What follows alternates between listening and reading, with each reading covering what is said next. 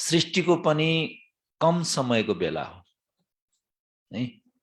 त्यसैले अब हामीले यो अवस्थामा के गर्नुपर्छ, के जरुरी छ, त्यो कुराहरू आउँछ। कतिजना बाबाको बच्चाहरू हुनुहुन्छ, कैयौंको बाबा पाएपछि सबै समस्या सिद्धियो। सिद्धियो भनेको खुसी पनि आयो, राम्रो पनि भयो, तर फेरि कहाँबाट आयो समस्या हैन। कसैको घरबाट किचकिच गर्ने, कसैको युगलले ज्ञानमा आउन चल्न नदिने, ओम शान्तिमा गएर मात्रै हुन्छ, ओम शान्तिले खाना दिन्छ लाउन दिन्छ भन्ने, कसैलाई ऋण लाएर हैरान, पैसा तिर्न नसकेर बाबा बाबा भन्यो अनि अलिकति यसो भएको हो कि जस्तो लाग्ने, अनि यता घरबाट पनि किचकिच, उतातिर ऋण पनि लाग्ने, उतातिर पैसा पनि नहुने, अर्कोतिर फेरि के गर्दिने, घरमा पनि किचकिच, अनि अर्कोतिर शरीरमा पनि रोग, अनि चारैतिरबाट समस्या, अनि कतिपय ठाउँमा त गर्दै नगरेको काममा पनि दोष लगाउने है, राम्रै गरेको तर दोष लाग्ने। अनि कता कता आत्तिएर हामी के गर्छौं, खै बाबा पनि छ कि छैन जस्तो लाग्न थालिसक्यो, भयो भए त हेर्थ्यो होला नि। कता कता शंका उपशंकाको घेरा, ऋण लाग्यो, ऋण कसले लिएको, आफूले लिएको हो नि त, चुक्ता कसले गर्दिने, बाबाले कि हामीले गर्नुपर्छ। त्यसैले सबैजनालाई कर्मको ऋण लागेको छ, कर्म बिग्रिएको छ, अनि कर्म बिग्रिएपछि के हुन्छ, हामीले दुःख भोग्नु पर्छ। अनि जब दुःख भोग्नु पर्दा पर्दा के हुन्छ, हाय मैले कुन जन्ममा पाप कर्म गरेको रहेछु कुनी, मेरो त कर्मै त्यस्तो, कर्मै फुटेको, म अभागी, म जस्तो बाँचेर के गर्ने है, यस्ता यस्ता आफैले आफैलाई श्राप दिनु सुरु गर्छ। बुझिरहनु भएको छ? स्वयंलाई अभागी सम्झिनु, कर्म फुटेको सम्झिनु भनेको आफैले आफैलाई श्राप दिनु हो। भगवान मिल्यो, भाग्य मिल्यो, भाग्य विधाता मिल्यो, वरदाता मिल्यो, यहाँ खुसी हुनुपर्छ। वर्तमान समयमा जो भोगिराखेको समस्या हो, यो समस्या साधारण हो। घर परिवारमा सानो सानो कुरामा किचकिच हुनु, परिवारले सहयोग गरेन, मै आत्मालाई किन सहयोग गरेन परिवारले, यहाँ आफैले आफैलाई प्रश्न गर्नुस्। कसैलाई 1 करोड भन्दा बढीको कार किन्ने पैसा छ, मलाई ऋण किन लाग्यो, बुझ्नु पर्यो हरेक आत्माले। कोही देशको एकदमै ठुलो ठुलो पद पोजिसन, मैले किन पद पाइन, कसैको छोरै छोरा, कसैको निसन्तान, कसैको छोरा भएको छोरा त्यो पनि ड्रगिस्ट, मेरै परिवारमा यस्तो किन जन्मियो। कसैको छोरा छोरीले देश विदेश घुमाउँछ, बुवा आमालाई इज्जत बढाउँछ, तर मेरै सन्तानले मसँग झगडा किन गर्छ, मेरै परिवारले न्यु किन खोज्छ। कसैको युगलले ज्ञानमा चल्नको लागि कति सहयोग गर्छ, तर मेरै युगलले मलाई किन रात दिन किचकिच गर्छ। यो सोच्नु पर्ने कुरा हो, किन यस्तो भइरहेको छ। म एउटा सानो स्टोरी मैले हिजो पनि सुनाएको थिएँ, सानो स्टोरी सुनाएर, यो रियल स्टोरी हो। एउटा एकजना माताजीलाई भनौँ न ज्ञानमा चल्नुभयो, तर उहाँलाई घर परिवारले सहयोगै नगर्ने, छोराले पनि गाली गर्ने, झगडा गर्ने, बुहारी पनि त्यस्तै, युगलले पनि उस्तै भयो भने हातापाई गर्ने, अरूले पनि ठग्ने, किन मलाई यस्तो भयो भनेर साह्रै आत्तिने। आश्रममा आयो, बाबा बाबा भन्यो, तर अलिकति मन शान्त हुन्छ, घरमा गयो वातावरण नमिल्ने, कसैले सहयोग नगर्ने। मलाई किन यस्तो भएछ त भनेर उसलाई एकदमै मनमा लाग्दो रहेछ। अनि मैले के कर्म गरे रहेछु कुन्नी त्यो जान्न पाए नि हुन्थ्यो, हेर्न पाए पनि हुन्थ्यो। अब यो हिप्नोटिजम भन्ने हुन्छ सम्मोहन विद्या, त्यहाँ हिप्नोटाइज गर्ने व्यक्तिले चाहिँ अब त्यो हिप्नोथेरापिस्ट पनि भन्छ, उनीहरूले अघिल्लो जन्ममा पनि लैजान सक्छ। अनि उसले कहाँ होला, कता गएर मैले हेर्ने होला भनेर पछि त्यहाँ गएर आफ्नो अघिल्लो जन्म हेरेको। त्यो अघिल्लो जन्ममा ऊ पुरुष रहेछ र ऊ अलि कस्तो भने सबैजनालाई ठग्दै हिँड्ने। कसैको घरमा गएर छोरा बन्ने, छोरा बनेपछि अब बाबुआमाले नै सन्तान नभएको ठाउँमा छोरा बन्दा फेरि ओहो मेरो छोरा पाए भन्ने, अनि उसैलाई लुटेर जाने। कसैको प्रेमी बन्ने, उसैलाई ठग्ने, कसैको भाइ बन्ने, कसैको दाइ बन्ने। यसरी चाहिँ उसले धेरै जनालाई चाहिँ उसले लुटेको रहेछ। अनि जसलाई उसले लुटेको थियो आज त्यही व्यक्तिहरू उसको परिवार बनेको रहेछ। जो बाबुआमाको छोरा बनेर सन्तान बनेर उसले लुटेको थियो, उनीको यहाँ फेरि के बन्यो, छोराछोरी बनेर सताइरहेको छ। जसलाई प्रेमिका बनेर ठगेको थियो ऊ अहिले श्रीमान बनेर आएको छ। रात दिनको कचकच र झगडा। त्यसैले यो जो पनि भइरहेछ, बाबा त्यसैले भन्नुहुन्छ बच्चे ड्रामा एकुरेट छ, 1 सेकेन्ड पनि तलमाथि हुन सक्दैन। यो जे भइराखेको छ एकुरेट छ, यो ड्रामा हो, यो हरेकले बुझ्नु पर्यो। र यो ड्रामा म आफैले रचना रचेको, यो कोही कसैको दोष छैन। झट्ट हेर्दा फलानाले मेरो पैसा खाएर गयो, फलानाले मेरो यति पैसा दिँदै दिएन, मलाई डुबाइदियो, म बर्बाद भए, मलाई अहिले यति भएको भए कति राम्रो हुन्थ्यो, मेरो यति लाख रुपियाँ खाइदियो। कसैले मेरो कुरा काट्दैछ, कसैले के गर्दैछ, मैले गर्दै नगरेको काममा दोष दिँदैछ, घरमा सहयोग गरेन। यो सबको पछाडि बाबा भन्नुहुन्छ 63 जन्मदेखि महात्माले गरेको कर्मको हिसाब किताब। त्यसैले बाबाले के भन्नुभयो कि तिम्रो शिरमाथि माना आत्मामा कैयौं जन्मको पाप कर्मको बोझ छ। र बाबाले यो विधि पनि बताउनु भयो, बच्चे तिमी मलाई याद गर्यौ भने म तिम्रो सब पापबाट मुक्त गरिदिन्छु। पापबाट मुक्ति माना समस्याबाट मुक्ति। तर हामी के गर्छौं, आत्तिन्छौं, बाबाको घरमा आउँछौं, बाबाले भन्नुभयो बच्चे मलाई याद गर्न, म तँलाई पापबाट मुक्ति गरिदिन्छु। बच्चाहरू हुन्छ बाबा फुर्सदै छैन नि, दिदी एकछिन ल, मेरो त आज त्यहाँ जानु छ, त्यहाँ जानु छ, यो गर्नु छ। अब 50 वटा काम बोकेर आउँछ है। बाबा भन्छ मलाई याद गर, म त्यसलाई पाप कर्मबाट मुक्त गरिदिन्छु, मानस समस्याबाट मुक्ति। अनि ऊ त्यो फलानालाई गएर त्यसले सहयोग गरिदिन्छ कि, ऊ त्यहाँ गयो भने त्यसले मलाई मद्दत गर्छ कि, खालि हामी आत्माको पछाडि, व्यक्तिको पछाडि भागिरहन्छौँ। कोही नेताको पछाडि भाग्छन्, किनकि पाप कर्मको बोझ त आत्मामा छ नि, त पाप कर्मको बोझ त मेटाउनु पर्यो। त्यसैले बाबाले भन्नुहुन्छ बच्चे मलाई याद गर। बच्चाहरूले भन्छ बाबा फुर्सद छैन। किन हाम्रो विकर्म विनाश नभए रहेछ? चल्न त 10 वर्षदेखि ज्ञानमा चलेको छ, 15 वर्ष, 20 वर्ष, 25, 30 वर्षदेखि ज्ञानमा चलेको छ, तर पाप गएन। समस्या छ अझै पनि। किन? किनकि विकर्म विनाश भएको छैन। समस्या किन आएको? कहीं न कहीं कुनै न कुनै जन्ममा गरेको कर्मको हिसाब किताब हो।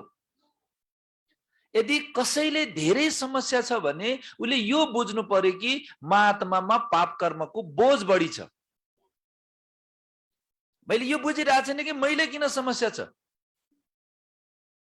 मनमा डर छ, छटपटी छ, निद्रा लाग्दैन, अनिद्रा छ, घर परिवारले सहयोग गर्दैन, गर्दै नगरेको काममा दोष दिन्छ, मान पाप कर्मको हिसाब किताब धेरै छ। बुझिरहनु भएको छ? अब धेरै पाप कर्म हुनेले के गर्नु पर्यो?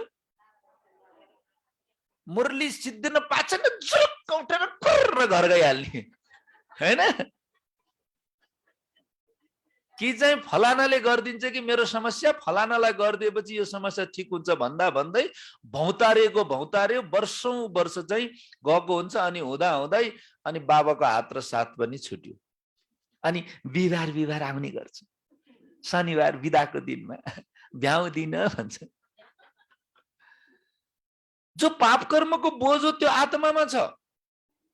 हरेकले यो बुझ्नुस्, म आत्मामा भएको पाप कर्म मैले नै मेटाउने हो। तर हामीलाई यो भइराखेको छ कि मैले म आत्मामा पाप कर्म छ भन्ने नै होस छैन के। बेहोसमा हिँडेका छौं हामी। यत्रो समस्या किन आयो होला र यो समस्या बाबाले समाधान गरिदियोस् भन्ने मात्र लागिरहेको छ। बाबाले भन्नुहुन्छ बाबाले समाधान गर्नुहुन्छ, तर कसरी? बाबाले विधि बताउनु भयो, बच्चे मलाई याद गर, म तिमीलाई पाप कर्मबाट मुक्त गरिदिन्छु। तर हामी के गर्यौं? समस्यालाई चाहिँ हामीले के गर्यौं? जस्ताको तस्तै राख्यौं, बाबालाई याद गरेनौं, हामी दौडेको दौडी गर्यौं। अनि हाम्रो समस्या जाँदै गएन। अनि हाम्रो समस्या धेरै नआएपछि अनि घर परिवारले सहयोग नगरेपछि के गर्छौं? युगललाई रिस उठेपछि रावण सम्झिन्छौं। रावणै हो नि रावण।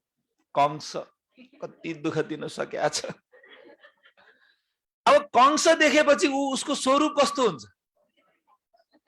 भाइब्रेसन मैले कुन दिए?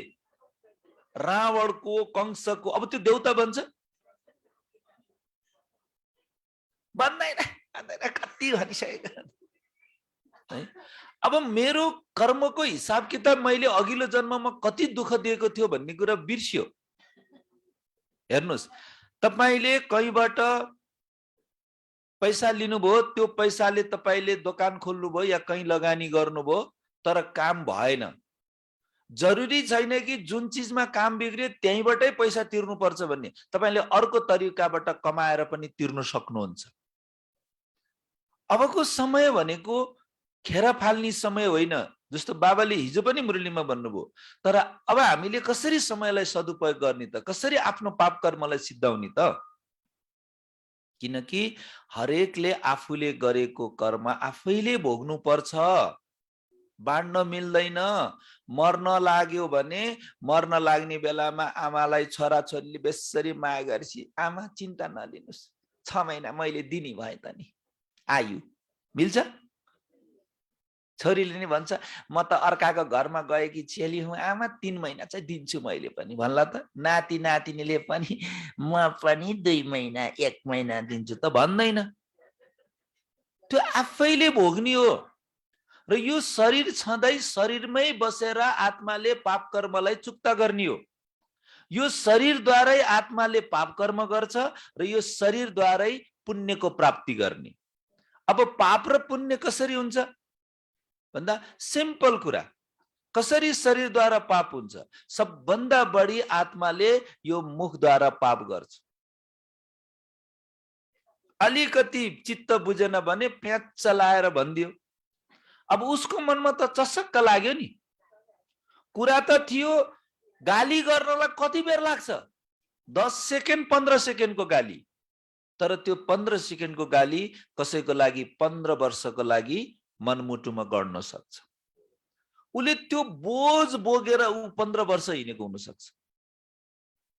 धेरै आत्माले घर परिवारलाई रात दिन गाली गरेर, दुःख दिएर, कोसेर भित्र भित्र गुटगुट गरेर जीवन जिइरहेको हुन्छ।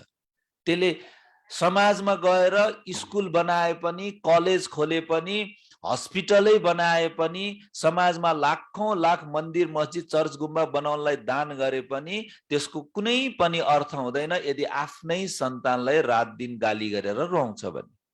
किन? उसले कमाएको पुण्य घरमै सिद्धायो। अब के गर्ने?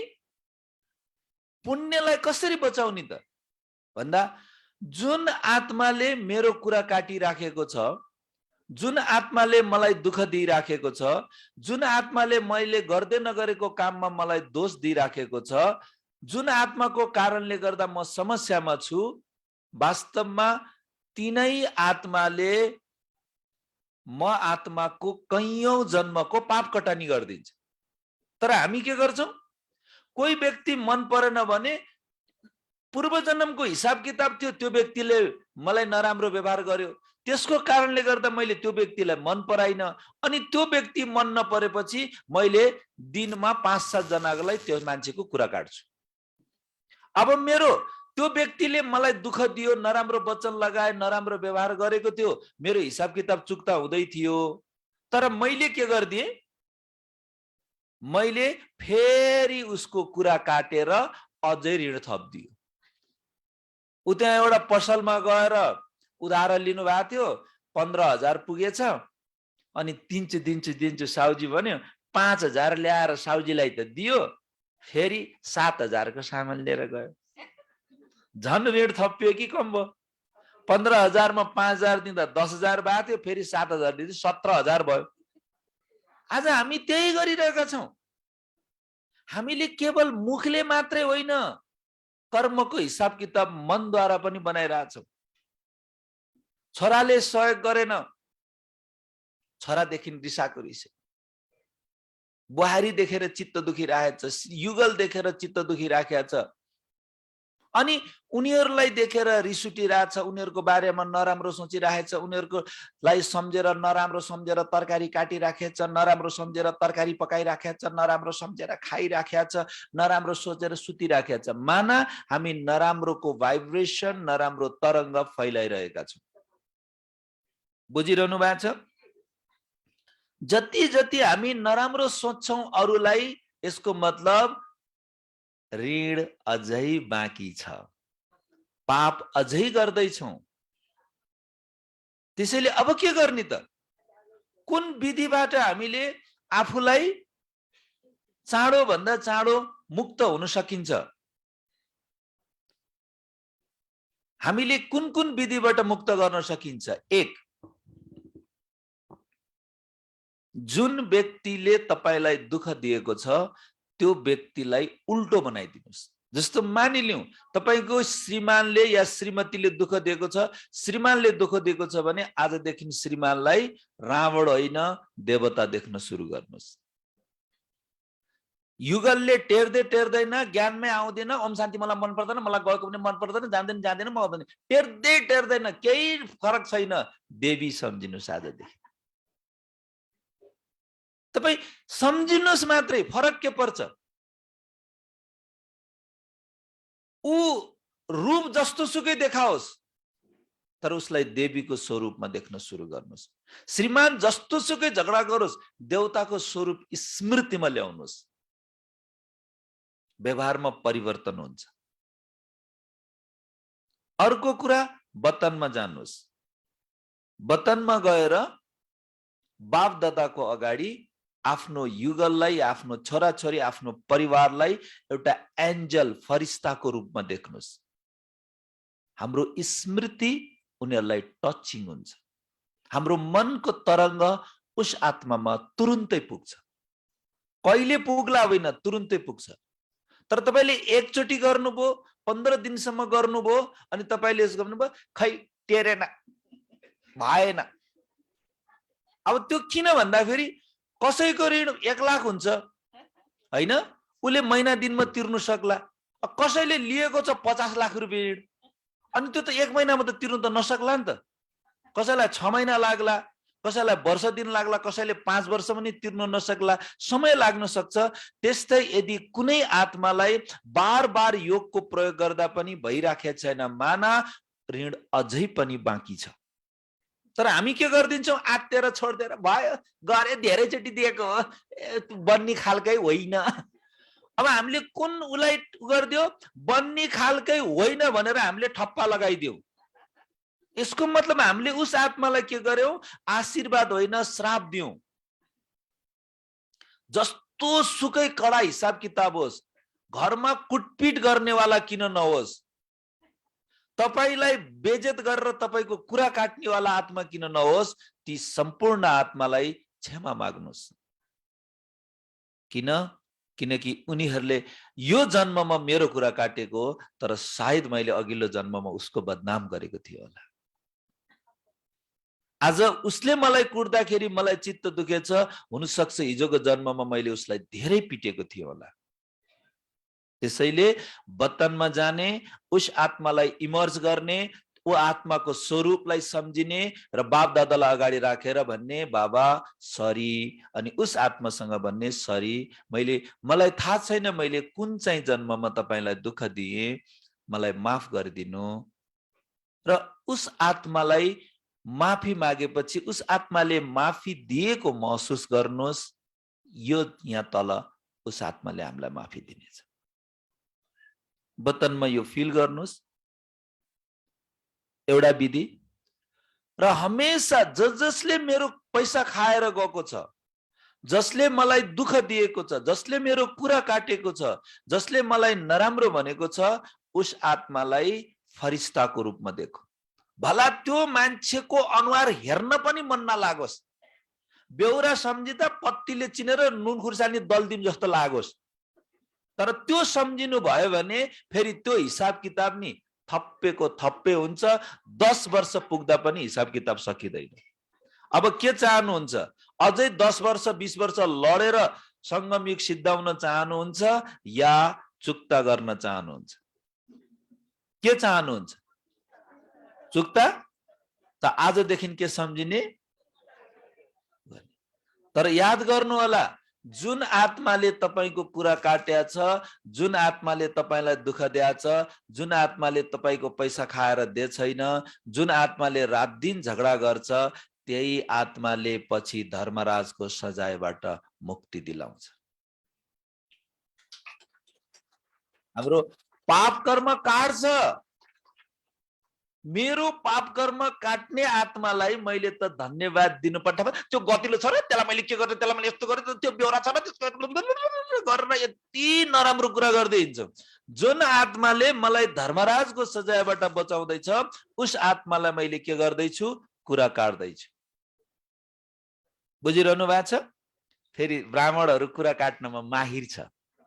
बाहिरकोले त्यति कुरा काट्दैन जति है पछाडिको भन्नु पर्ला त पर्दैन। त्यही भएर यो मुखलाई एकदमै ठिक राख्नुहोस्।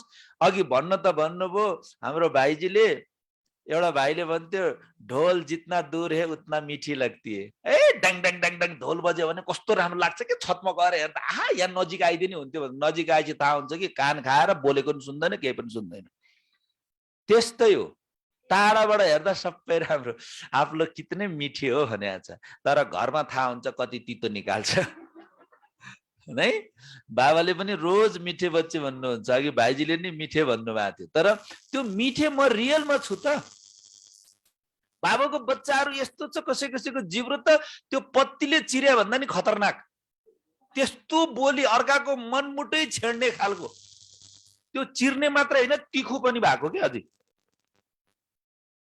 त्यसैले सबभन्दा बढी शरीरको कर्मभोग जो आत्मा छुच्चो हुन्छ नि, त्यसको मृत्यु शरीरको रोगमा असाध्यै पीडादायक मृत्यु हुन्छ। जुन मान्छेको बोलीमा कडा छ, भन्न त भन्छ फलानाको त मुख त म मात्रै छुच्चो हो क्या, मन त सफा छ अरे। मुखै त्यस्तो घिनलाग्दो छ, मनको के को सफा? रिसाको रिसै गाली गरेको गरे। कर्मको सबभन्दा ठुलो हिसाब किताब बेहोर्नु पर्छ त्यो आत्माले जसले अरूको कुरा काट्छ, जसले अरूलाई गाली गर्छ। बुझिरहनु भएको छ कि सुनिरहनु भएको छ? बुझिरहनु भएको छ है। सुन्नेवालाले यताबाट सुनेर यताबाट सिद्धाउँछ। त्यसैले यो मुखलाई जति सकिन्छ मिठो बनाउनुहोस् है। त्यसैले कर्मको हिसाब किताब एकदमै कडा छ। अहिले भोगेको आउनेवाला दिनमा केही पनि होइन। हेर्नुहोस्, साधारण मनुष्यले सोच्न पनि भ्याउँदैन। साधारण भनेको मन्त्री, प्रधानमन्त्री, राष्ट्रपतिसम्म पर्छ। अहिलेको लागि ठुलो व्यक्ति होलान्, तर उनीहरू यो दुनियाँको ज्ञानबाट अनभिज्ञ छन्। पढे लेखेका विद्वान र अरबपतिहरू पनि परमात्म ज्ञानबाट वञ्चित छ। तर हामी परमात्म ज्ञान जानेको आत्माहरू पनि हामी छटपटाइरहेका छौँ। एउटा विधि वतनमा गएर उस आत्मालाई फरिस्ता स्वरूपको स्मृतिमा ल्याउने, बार बार उसलाई फरिस्ता देख्ने, बार बार उसलाई देव स्वरूपमा देख्ने। हेर्नु होला चमत्कार अलि दिनपछि नसोचेको रिजल्ट पाउनुहुन्छ।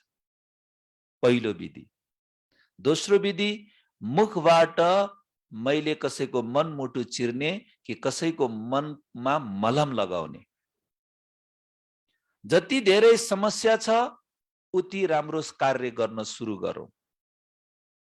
किनकि मलाई पुण्य चाहिएको छ। मलाई समस्या छ माना मेरो पुण्य सिद्धिएको छ। मैले जति मेहनत गर्दा पनि मेरो काम बनेको छैन माना पुण्य सिद्धिएको छ। ममा पुण्यको कमी छ। मैले सोचेको जस्तो नहुनु, भनेको जस्तो नहुनु, गर्दै नगरेको काममा आरोप लगाउनु, यो सब हो पुण्यको समाप्ति। अर्को कुरा हो पुण्यको पुँजी बढाउने। बुझिरहनु भएको छ? पुण्यको पुँजी बढाउनको लागि करोड करोड रुपैयाँ मात्रै लगानी गरेर हुँदैन। धनको सेवाको पनि आफ्नो महत्त्व छ। तर साथसाथै मुखद्वारा, बोली वचन र व्यवहारद्वारा कसैलाई खुसी दिनु, कसैको ओठमा मुस्कान ल्याइदिनु, कसैको आँखाको आँसुलाई कम गर्नु, पुछ्नु, कसैको हृदयको बोझलाई कम गर्नु, यो जस्तो ठुलो पुण्य यो धरतीमा केही पनि छैन। त्यो पुण्य कमाउनको लागि टाढा जानु पर्दैन। 3 महिनादेखि तपाई आफ्नै घरभित्र हेर्नु होला, 2 महिना 3 महिनादेखि कोही बोलेको छैन, एउटाले अर्कोको अनुहार हेर्न सक्दैन, ऊ पनि दुखी छ, म स्वयं पनि दुखी हुन्छु। जब म गएर उसँग मिठो तरिकाले बोल्न सुरु गर्छु, उसको मन हल्का हुन्छ। सम्झिनुहोस्, म किन झुक्ने, म किन बोल्ने, त्यो सानो पहिला त्यही बोल्न आओस्।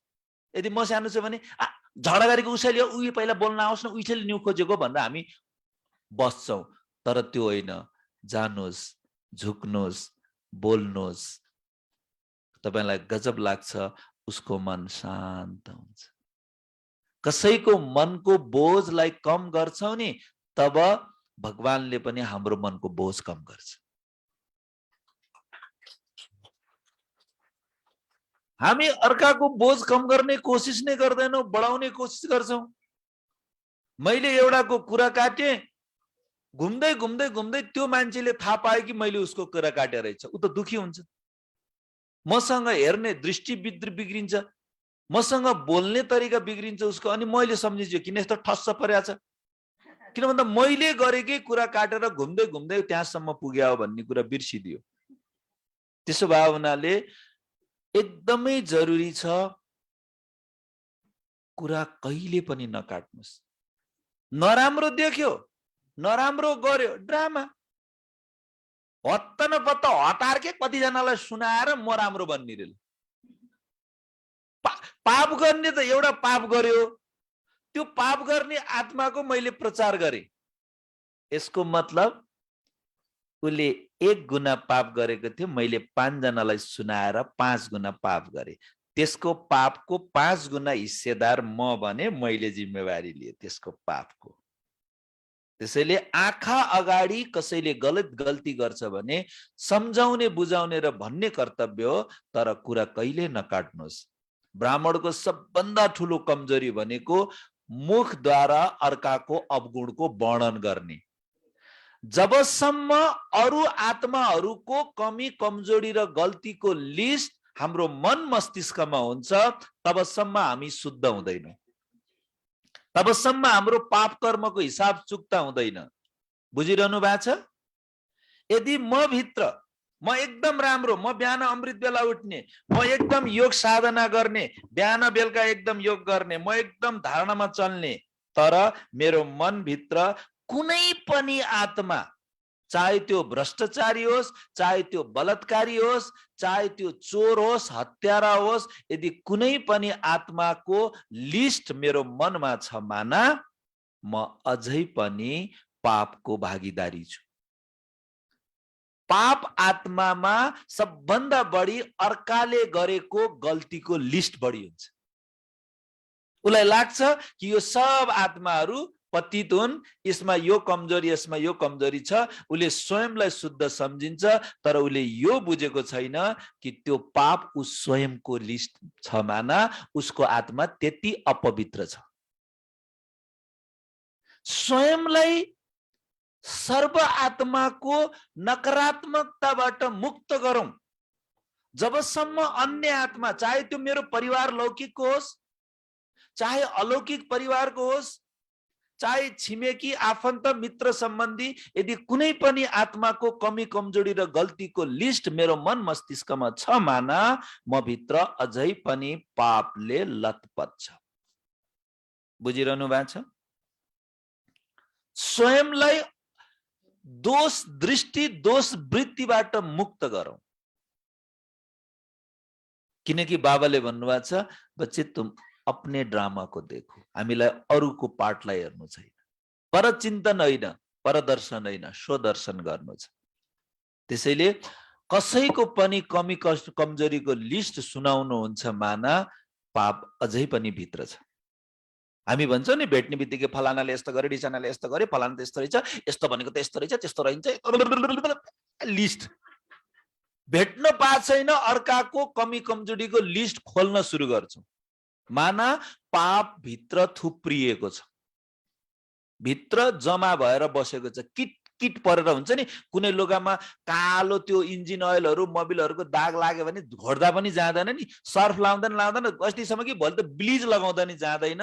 यदि बार बार अर्काको कुरा काट्छ माना त्यो आत्मामा यति गहिरो दाग छ नि, यति गहिरो दाग छ, त्यो कहिल्यै खुसी हुँदैन। ठीक छ? अब कसैको पनि कमी कमजोरीको लिस्ट भित्र नराखौं। जसले दुःख दिएको छ उसलाई वतनमा गएर फरिस्ता स्वरूपमा इमर्ज गर्ने, जसले ऋण खाएको बाबालाई भन्ने, बाबा यसको ऋण चाँडै चुक्ता होस्, बाबा मेरो ऋण चुक्ता होस् होइन, यसले धेरै कमाओस्, त्यसले धेरै कमायो भने अनि मेरो पनि ल्याएर फिर्ता दिन्छ। रिसिटेपछि डाका जति मेरो खाछ त्यसको त कहिले नहोस्, त्यसको त झन् खत्तमै होस्, बर्बादै होस् भन्छ। बिचाराको बर्बाद भएपछि कहिले ल्याएर मलाई तिर्छ? तिर्दैन है। त्यही भएर उसलाई भरपूर होस्।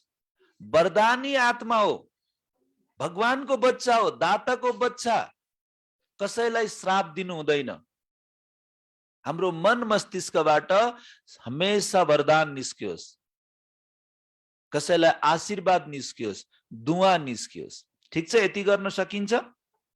अर्को पुण्यको पुँजी। अर्को मुखद्वारा तरकारी पसलमा जाँदा, किराना पसलमा जाँदा, दोकानमा किन्दा फेरि सानो सानो 2 रुपैयाँमा 5 रुपैयाँमा किचकिच नगर्नुस्।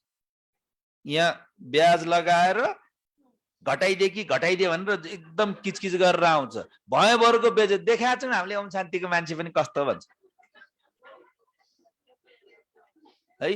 यो चिजमा ध्यान दिनुस्। घरमा एकदम आफू शुद्ध है।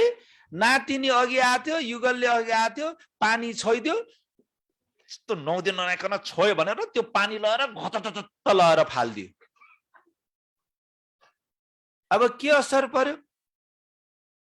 उसको मनमा तपाई देखेर यति घृणा लाग्यो कि उसलाई ओम शान्ति देखेर यति घृणा लाग्छ कि उसलाई परमात्मै देखेर उसलाई चित्त बुझ्दैन। त्यो उस आत्मा प्रति भगवानलाई पनि घृणित नजरमा हेर्ने दृष्टिकोण कसले सृजना गर्यो? उसले पानी छोइदियो, ननुहाइकन छोयो भनेर मैले चाहिँ त्यो पानी फाल्दिए। अनि जारको पानी ल्याउनेले चाहिँ के नुहाएर आथ्यो, ओम शान्ति कहाँ लैजानु छ भनेर?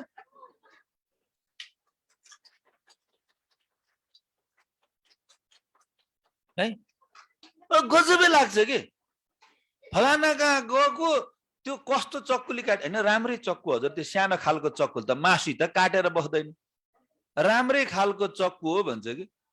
अनि तै पनि अब हैन। अनि यताबाट देखिस् ओम शान्तिको देखिस्, खान्न नि ओम शान्ति सिँगै दिनुपर्छ भने आज। अब के भइदियो? हामीले उसलाई के गरिदियो? तर्साइदियो। उसलाई यसरी तर्साइदियो, हैन तपाईलाई केही दिन्छ, प्रसाद दिन्छ, लिनुस्, म खादिन नभन्नुस्।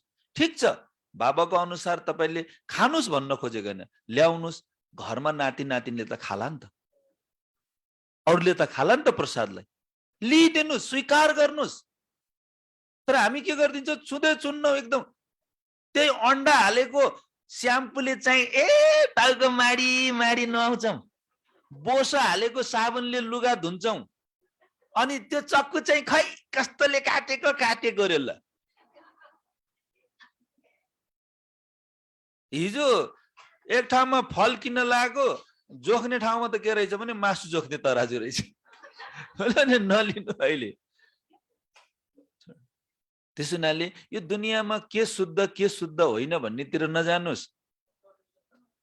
भन्नु हुँदैन धेरैलाई फेरि असल पर्ला, क्याप्सुलको खोलमा नि बुङ्गुरको छालाबाट बनिया हुन्छ, त्यसलाई जिलाटिन भन्छ। अब अहिले छ्यारे बल्ल। अब क्याल्सियम ट्याब्लेट खायो भने कहीँ न कहीँ हड्डी मिसिएको छ।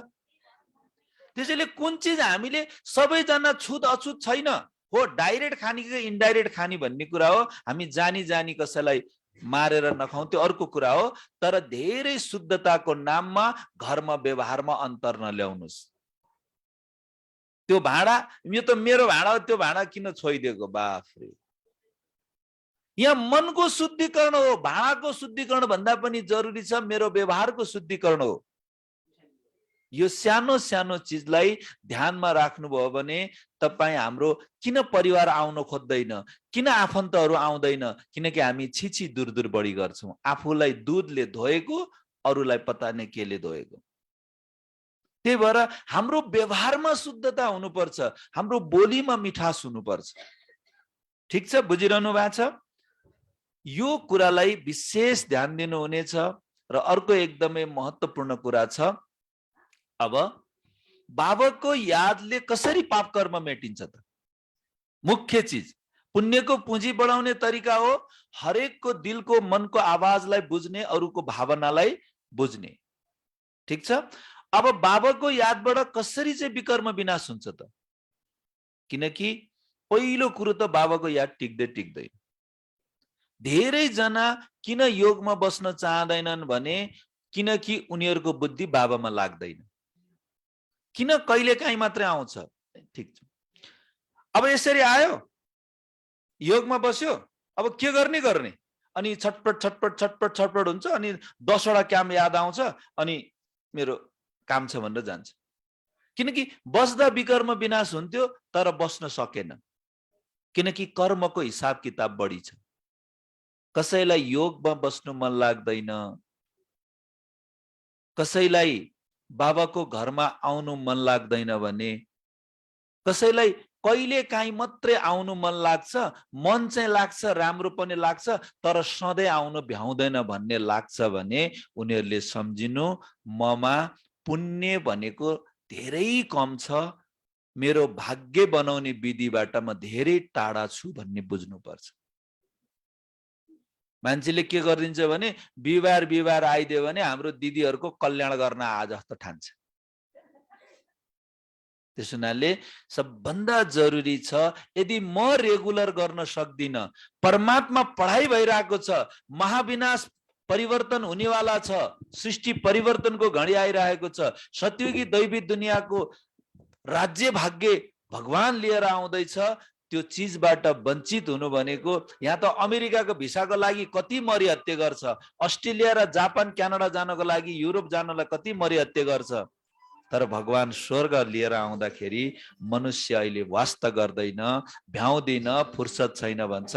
अबको केही वर्षमै स्वर्ग जब स्थापना हुन्छ कति पछुताउला। अमेरिकाको भिसा नलाग्दा त कति दुखी हुन्छ भने स्वर्गको भिसा नलाग्दा कति रोला।